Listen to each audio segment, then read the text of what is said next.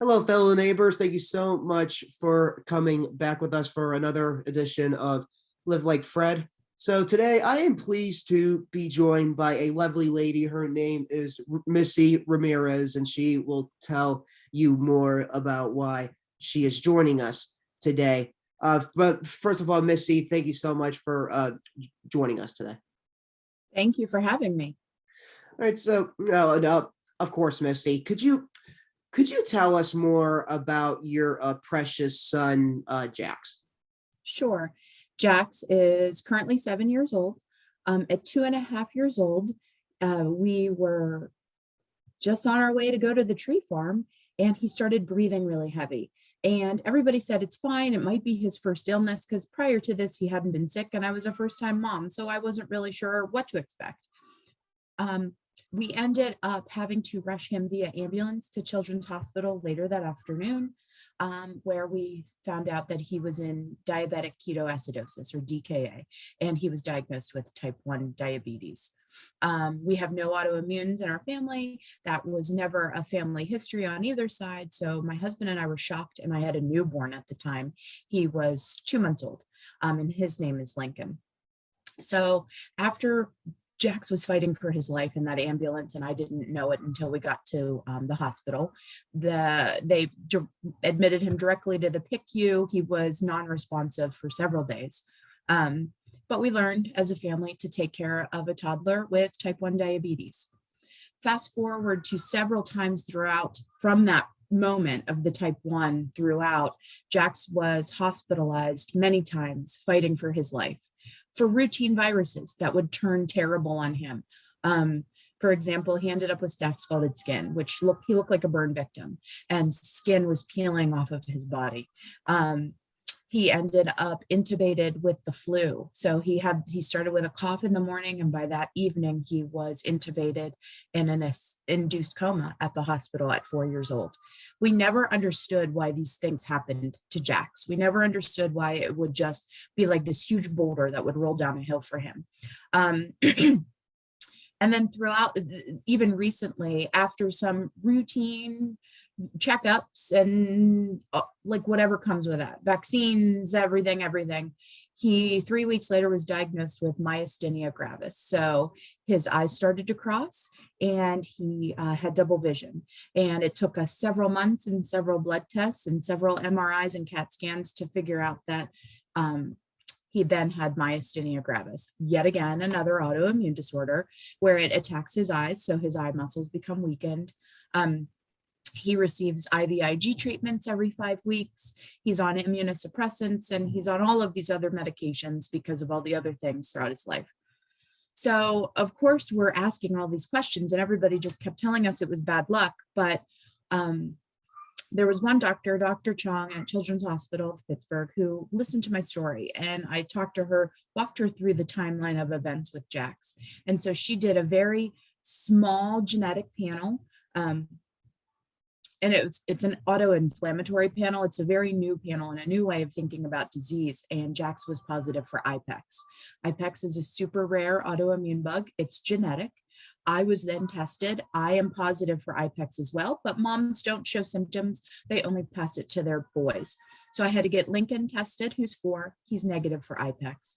Jax is positive. And what does that mean? Jax is lucky. It's a 1 in 1.6 million people. 1 in 1.6 million people have this disease. Most are failure to thrive as babies, and most don't make it past infancy. It's a fatal disease. And without a bone marrow transplant, Jax will no longer live. So we quickly went to the National Bone Marrow Registry, and there are 30 million people on the registry. Jax does not have a match. Jax does not have a match because he is a very unique HLA, and HLA is your immunotyping. It's how everybody's immunological states function, for lack of medical terminology, and everybody has a match. It just so happens that Jax's grandfather is from Leon, Mexico, and I am Slovak and German and Irish, and I'm a big melting pot, and his dad is Mexican and German and whatever else he is. And that is too unique for that system. And so we are now hitting the ground running to find Jaxs's perfect match. And so what that means is we hold live events wherever we can to get people to swab their cheek and join the National Bone Marrow Registry. And really, every time we get somebody to join that registry, they save a life. They save a life just like Jaxs's. There's 2 other little babies in New York and New Jersey who are searching for a match. There's twins who are searching for a match right now. All of these young people need somebody in their, a stranger, to swab their cheek. To really save them and give them a second chance at living. Do you know if there's any specifics for a type of bone that Jaxs needs? So yeah, so it's when you need a bone marrow transplant, you have to match your HLA typing. So we're looking for a very specific HLA. And what that means is we are looking for, we're just looking for a needle in a haystack, and it could be anybody. So what we want is to increase diversity on the donor drive, because right now only 48% of Hispanics and Latinos can find a match, but almost 80% of Caucasians can.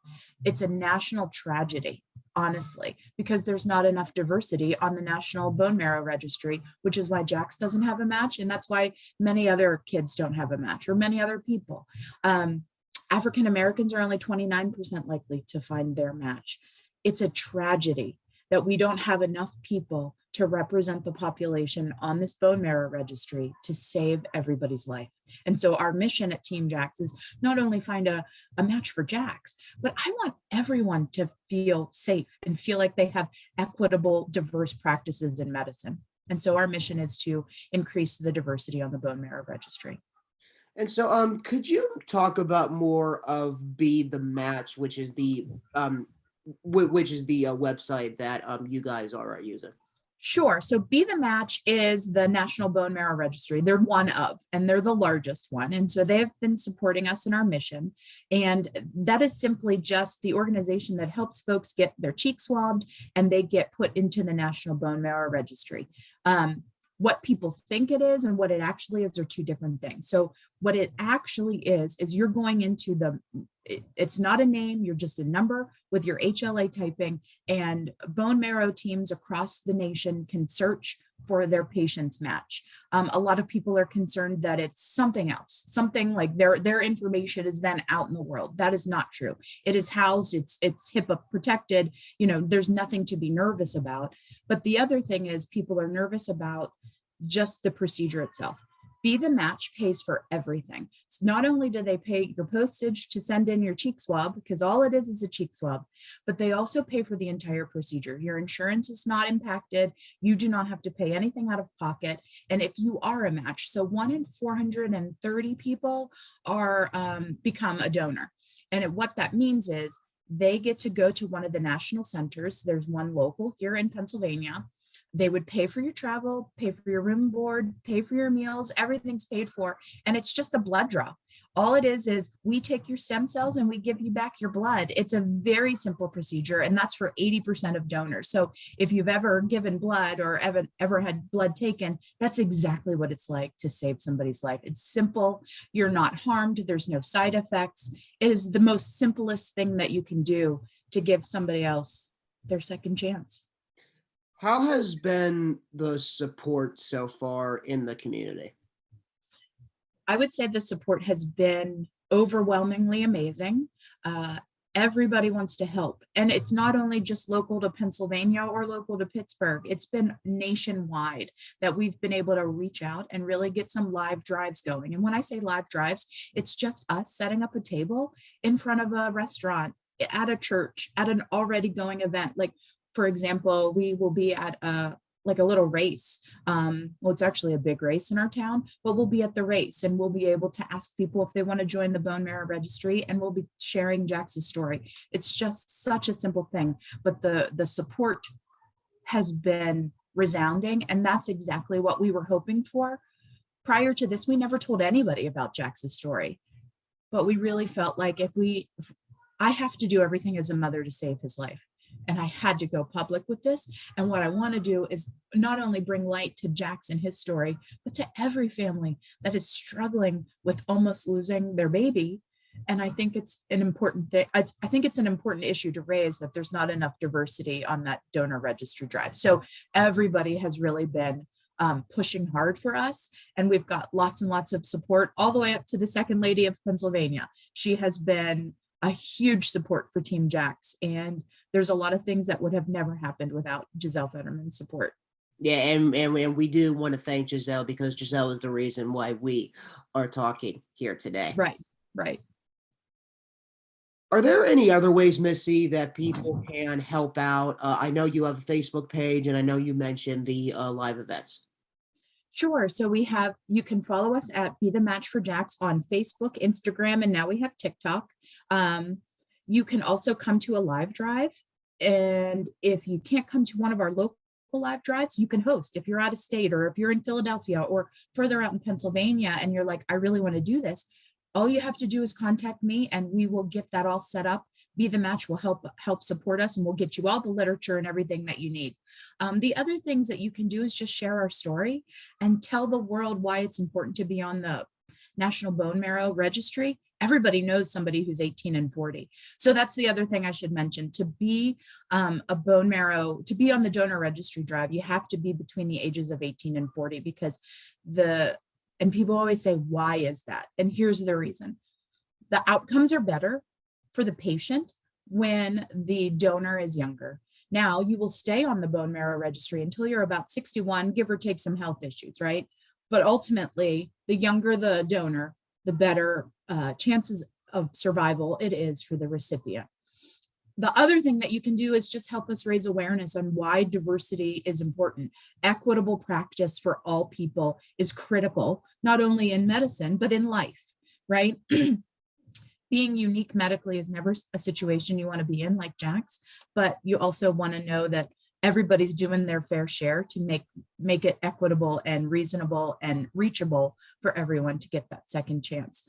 The other thing I always tell people is to not only share our story, but think about how you can get us connected to other people. Everybody knows somebody, and it's almost like 6 degrees of separation from Pittsburgh, right? Everybody knows somebody who can get us connected to that next big thing that we can do to raise awareness.